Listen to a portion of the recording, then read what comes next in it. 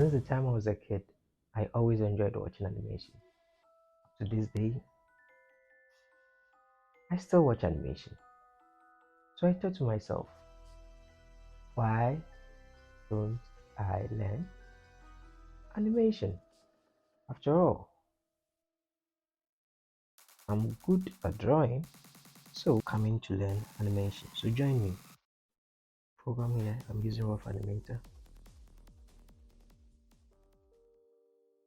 Animating straight ahead without keyframing.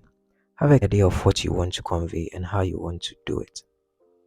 In 2D animation, timing is controlled by a number of frames you use to depict a particular action, and the length of each frame is displayed.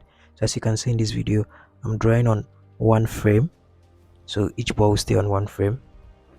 By adjusting the timing of your animation, you can create different effects such as speeding up or slowing down the action and adding emphasis to certain movement. So if you want animation to stay longer on the screen, then you need a lot of frames for that.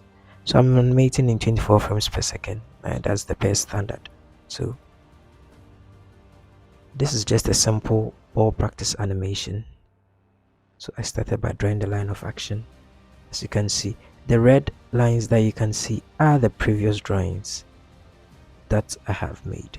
So as the ball gets down, it stretches and then it bounces off again. When it gets high up, the drawings are closer together. So this is where spacing comes in. So if how fast you want the movement to be, if there is a lot of space in between drawings, it moves faster. If they are closer together, it moves slower.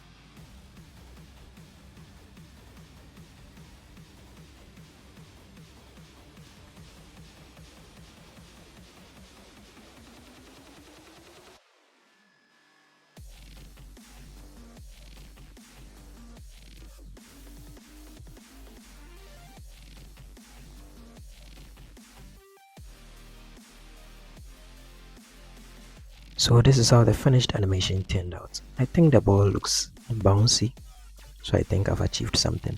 Let's move on to something more complex.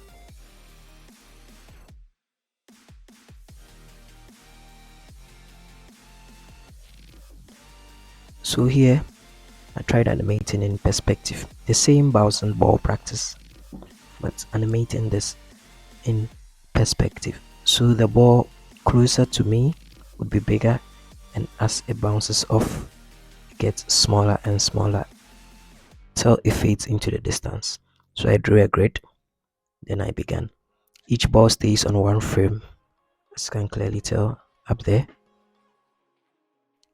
So I started animating. I used the same concept. I think I had a total of about 50 frames when I was done. Still animating straight ahead for this practice animation. The whole video, the whole work took me about I think an hour to do. Plus of course shooting this video. I was watching a YouTube animation at the same time, and this is not the best way to practice. So I guess I'm a beginner here, so I'm trying my best with what I learned online from. I think I'll be making more practice videos every morning.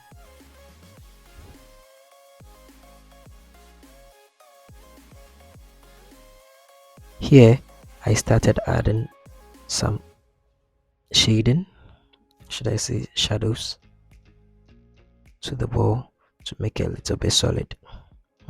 My favorite technique is hatching, of course, so to do that, at a point I had to scale down some of the balls for it to look a little bit realistic, because they were not necessarily looking as balls fading into the distance, if you get my stage.